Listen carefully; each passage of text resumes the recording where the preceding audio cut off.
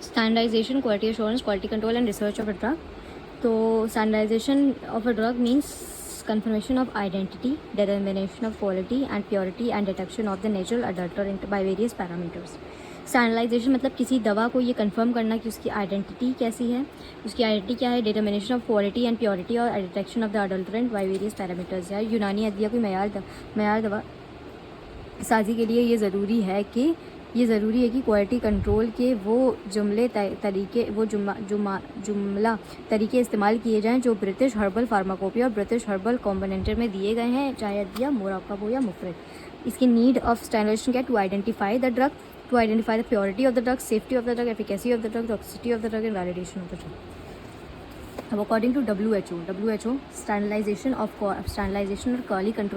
quality control of a herbal drug is a process which involves for the selection and handling of food material, safety, efficacy and stability assessment of finished products, documentation of safety and risk based on experience, provision of the product information to consumer and product promotion. अब ये है standardisation quality evaluation of herbal drug में ये एक circle बनेगा। सबसे आप ऊपर आएगा ऑर्गेनोलेप्टिक में colour, order, taste and texture organoleptic. फिर आएगा बोटानिकल में मैक्रो और माइक्रो। फिर आएगा फिजिकल में moisture content and ash value. Physical में आता है moisture concentration and ash value physical. Chemical में HPTLC, TLC एंड AAS।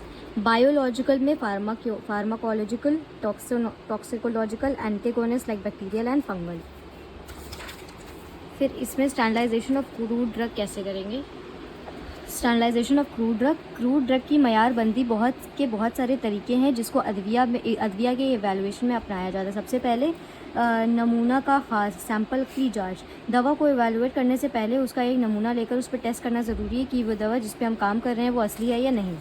उसके बाद इब्तिदाई जांच यानी उसका आइडेंटिफिकेशन, पहले से जो जांच होती है उसका फिजिकल कैरेक्टरिस्टिक्स के बारे में जानना, फार्माकोपिया के हिसाब से उसका फिजिकल कैरेक्टरिस्टिक कैसा होना चाहिए, उसकी आइडेंटिफिकेशन कैसे होनी चाहिए, सही से खुश्क और फर्मेंटेशन किया गया है कि नहीं किया गया है उसमें सही से। फिर है खारिजी मादे की जाँच भी हुई चाहिए, मतलब खारिजी मादे की जाँच होनी चाहिए। परसेंटेज ऑफ खारिजी मादे का परसेंटेज भी पता होना चाहिए। उसके बाद अदविया की नमी की मिकदार की जांच होनी चाहिए जिसको लॉस ऑफ ड्राइंग की तरह से, यानी कि दवा को पहले बिना खुश करे उसका वेट करते हैं, उसके बाद उसको खुश करके फिर जितना डिफरेंस आता है वो नमी ज़ायद होती है ये पता चलता है। अगर उस नमी का भी मेजरमेंट करना हो तो मेजरमेंट ऑफ मॉइस्चर करते हैं, मतलब नमूना से पानी कितना खारिज होता है उसकी मिकदार भी हम लोग मालूम करते हैं, जैसे कि इसको मेथड ऑफ डिस्टिलेशन से करते हैं। ठीक है, नमी को मालूम करने, मिकदार मालूम करने के लिए डिस्टिलेशन प्लांट का इस्तेमाल करते हैं। फिर कीमियावी तरीके भी होते हैं जिससे क्रूड ड्रग्स के बारे में पता किया जाता है। फिर तल्ख अदविया की जांच होती है। फिर स्वेलिंग वैल्यू मतलब अदविया की फूलने की जांच, RF वैल्यू होती है ताकि इससे पता चलता है कोई एडल्ट्रेशन तो नहीं है। चरसीम अदविया की जांच भी होती है और सम्मी अदविया की जांच भी हमारी की जाती है। उसके बाद आता है क्वालिटी एश्योरेंस। अब क्वालिटी एश्योरेंस क्या है? It is related to how the process is performed और how the product is made. Quality assurance क्या है कि इसमें ये है related to how the process is perform and how the product is made. Quality control is more the inspection and expectation of. अब quality control में बाद में देखेंगे, लेकिन quality assurance is related to the process, किस तरह से काम किया गया, how the process is performed and how the products are made. Quality assurance plays a central role in determining the safety and efficacy of the medicine. Quality control can be defined as a part of quality management, focusing to fulfilling all the quality requirements. It includes qualitative analysis and quantitative analysis. Quantitative analysis में आता है इसकी specific gravity, density, viscosity, surface tension, refractive index, optical rotation वगैरह। Quantitative analysis में आता है HPTLC, TLC, HPLC वगैरह और क्रोमेटोग्राफिक ये सब। तो इसकी जगह पे यहाँ पे हम केमिकल में हम लिख सकते हैं क्वालिटेटिव एनालिसिस और quantitative analysis. Quantitative analysis specific gravity, density, viscosity, surface tension, refractive index, optical rotation, इसमें HPTLC, TLC वगैरह। उसके बाद तहकीक यानी research. It is a combination of experience and reasoning. It is a combination of experience and reasoning. It is systematic study of trend. Research क्या है? Systematic study of trend कैसा चल रहा है और the event which involves in careful collection, presentation, analysis and interpretation of qualitative data or the fact related to the man thinking with the reality.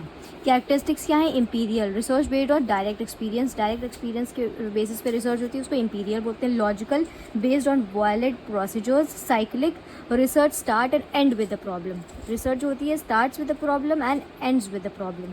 Critical, research exhibits carefully precise judgement. Critical, it is research exhibits careful and precise, बहुत critical होती है, careful judgement की ज़रूरत होती है उसमें। Analytical, research utilises proven analytic procedure. Analytical मतलब जिसमें एनालिटिकल प्रोसीजर्स होते हैं। Methodological, research in the methodological manner, methodological manner में जो रिसर्च होती है उसको मेथोडोलॉजिकल रिसर्च बोलते हैं। फिर replicability, repeated research on valid result, repeated research होती है to arrive at the valid result. फिर इसमें TLC, HPTLC वगैरह पढ़ेंगे। TLC क्या होता है? TLC, it is a simple method used for analysis of herbal drugs. It gives the first fingerprint of herbs and their constituent advantages. It detects the compound available in a drug and construct fingerprint of herbal medicine. It is simple, versatile and have high velocity, specific sensitivity, etc. It is convenient method to resolve adulteration of Unani herbal products. Principle, it is based on absorption chromatography and partition chromatography and a combination of both. It has two phases. Stationary phase, a phase in which a thin layer of adsorbent coated with on a plate like silica gel and alumina, and second is, तो TLC के दो phase होते हैं। एक होता है stationary phase जिसमें phase in which a thin layer of absorbent coated on a plate like silica gel और एल्यूमिना। मोबाइल फेज होता है सॉल्वेंट या sample molecule developing a liquid travelling up carrying the samples. इसमें solvent और जो sample होता है वो ट्रैवल करता है ऊपर तक और कैरी करता है सैंपल। अब इसमें एक शीट होती है जिसपे पेंसिल से निशान लगता है, ये सैंपल होता है, इसके ऊपर कोट होता है सिलिका या एल्यूमिनियम का, ये स्टेशनरी फेज की तरह वर्क करता है। उसके बाद जब इसको एक ग्लास चैम्बर में डालते हैं और इसमें नीचे सॉल्वेंट भरा जाता है सैंपल के नीचे, तो ये जो यहाँ पे सैंपल रखा है ये ऊपर तक चला जाता है, ये डिस्टेंस ऑफ द सॉल्वेंट हो जाती है। तो इसकी RF वैल्यू ऐसे निकलता है, distance of the molecule upon distance of the solvent. अब HPTLC में सबसे पहले TLC के बारे में लिखेंगे, उसके बाद HPTLC के बारे में लिखेंगे कि it is sophisticated high performance thin layer chromatography. It is sophisticated and automatic of TLC and the efficient separation is very in a very short time. It is widely employed in pharmaceutical industries development, identification and detection of adulterant of herbal products. It also helps in identification of pesticide content, myocytokinin in quality control and quality assurance of Unani medicine. Basic difference HPTLC और TLC में क्या है कि only particle size और pore size of the solvent। यहाँ पे differences हैं। इसका जो लेयर ऑफ सॉल्वेंट होती है 100 नैनोमीटर की, ये 250 माइक्रोमीटर की होती है। एफिकेसी इसकी हाई होती है, इसकी स्लो होती है। सेपरेशन इसका बहुत छोटा होता है क्योंकि हाई परफॉर्मेंस 3 to 5 सेंटीमीटर, इसका 10 to 15 centimetres. Sample spotting autonomic and manual. Scanning use of UV visible और फ्लोरेसेंस स्कैन इसमें नॉट पॉसिबल। एनालिटिक टाइम इसका शॉर्ट होता है और इसका स्लो होता है। फिर आते हैं spectroscopy. Spectroscopy is science which deals with the interaction of matter और लाइट का interaction of matter and light, और we can say interaction of matter and electromagnetic radiation such as cosmic rays, UV rays, visible light, gamma rays, microwave and radio wave and infrared rays. The parameters used of these radiations are wavelength, frequency, wave number and energy. Principle, as we all know, different molecule absorb different level of radiation. So it works on the principle based on measurement of spectrum of sample containing atom and molecule. Measurement of spectrum containing atoms and molecules. ये नहीं देखना है। ये terms UV और visible raise में क्या use होते हैं? क्रोमोफोर वर्ड यूज़ होता है। ये एक पार्ट ऑफ मॉलिक्यूल होता है जो कि कलर देता है, जो कलर देता है उसको क्रोमोफोर बोलते हैं। Part of molecule responsible for imparting colours. फिर होता है auxochrome. It is a functional group which is attach to chromophore and have ability to absorb light absorb करने की इसमें एबिलिटी होती है। तो जैसे ये वाटर मॉलिक्यूल है, अगर इसमें विजिबल और UV लाइट डालेंगे तो इलेक्ट्रॉन गेट एक्साइटेड, अगर इंफ्रारेड डालेंगे तो बॉन्ड विल वाइब्रेट, माइक्रोवेव डालेंगे तो molecule will rotate, and radio wave डालेंगे तो न्यूक्लियस हाइड्रोजन मॉलिक्यूल का जो न्यूक्लियस होगा वो अपना मैग्नेटिक अलाइनमेंट चेंज कर लेगा। Magnetic alignment of hydrogen nucleus will be changed. फिर आता है AAS, autonomic absorption spectroscopy. It is an analytical technique to measure the concentration of an element by measuring the amount of light is absorbed.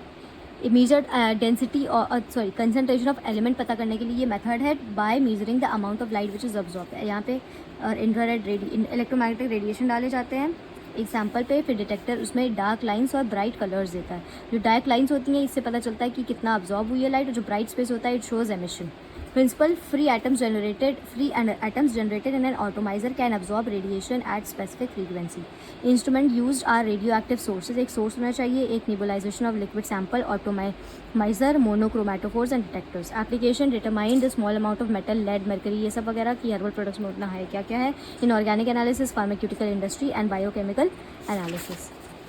फिर आता है inductively coupled plasma mass spectroscopy. Inductively coupled plasma mass spectroscopy is a powerful tool for analyzing the trace metal of environment sample. Trace metals in environment sample में से कौन से trace metals हैं वो analyze करने के लिए. It can detect different isotopes of same metal. X-ray diffraction. X-ray क्या है कि short wavelength electromagnetic radiation होता है produced by deceleration of high energy electron. It based on constructive interface of monochromatic X-rays and X-ray. फिर आता है FTIR for transform infrared spectrum. It is an infrared spectrum and IV radiation is passed through a sample and some IV radiations are absorbed and some are passed through the sample. So this is all about the standardization, quality control, quality assurance and research.